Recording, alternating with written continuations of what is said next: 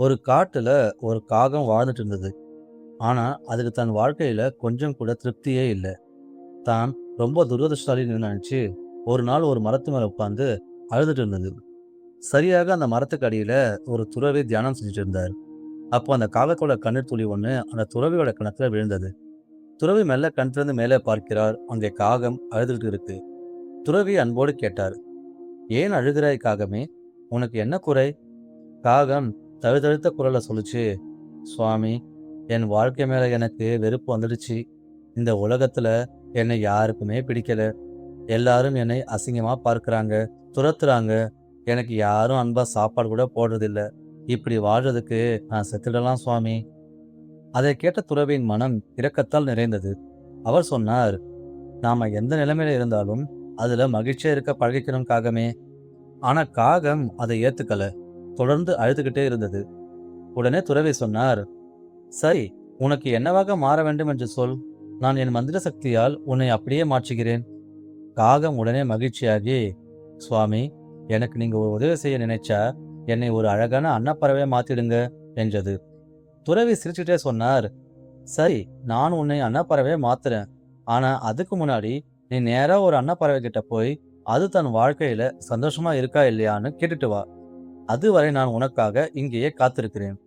காகம் ஆசையோடு பறந்து போய் ஒரு குளத்துல நீந்திக்கிட்டு இருந்த அன்னப்பறவையை பார்த்தது. அதன் பக்கத்துல போய், அன்னமே, நீ எவ்வளவு அழகா இருக்க, பால் போல வெண்மையா இருக்க, உன்னை எல்லாருக்கும் பிடிக்குமே, இந்த உலகத்திலேயே நீ தான் ரொம்ப சந்தோஷமான பறவையா இருக்கணும் அப்படின்னு சொன்னது. ஆனா அன்னப்பறவை வருத்தமா சொன்னது, இல்லையே நண்பா, நான் சந்தோஷமா இல்லை. இந்த உலகத்துல எவ்வளவோ அழகான வண்ணங்கள் இருக்கு. ஆனா என்கிட்ட எந்த நிறமும் இல்லை. இந்த வெறும் வெள்ளை நிறத்துல என்ன இருக்கு?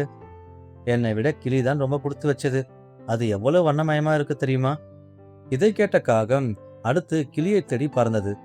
கிளிக்கிட்ட போய், கிளியே, நீ இவ்வளவு வண்ணங்களோட அழகா இருக்க, நீதான் உலகத்திலே மகிழ்ச்சியான பறவை என்றது.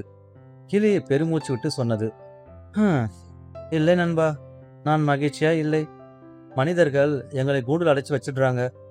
எப்ப யார் என்ன கூண்டுல பிடிச்சு போடுவாங்களோங்கிற பயத்திலேயே என் வாழ்க்கை போகுது. என்னை விட மயில் தான் ரொம்ப மகிழ்ச்சியானது. அது என்கிட்ட இருக்கிறத விட அதிக வண்ணங்களோட கம்பீரமா இருக்கு." காகம் அடுத்து மயிலை தேடி அலைந்தது. கடைசியில ஒரு மிருகக்காட்சி சாலையில ஒரு இரும்பு குண்டுக்குள் மயில் இருக்கிறதை பார்த்தது. அதை சுற்றி நூற்றுக்கணக்கான மக்கள் நின்று ரசிச்சுட்டு இருந்தாங்க. எல்லோரும் போனதுக்கு அப்புறம் காகம் மெல்ல மயில்கிட்ட போச்சு. அன்பான மயிலே, நீ எவ்வளவு அழகா இருக்க. உன்னை பார்க்க ஆயிரக்கணக்கான மக்கள் வராங்க. ஆனா என்னை பார்த்தா உடனே துரத்துறாங்க. இந்த உலகத்திலேயே நீதான் ஆகச்சிறந்த மகிழ்ச்சியான பறவை என்றது.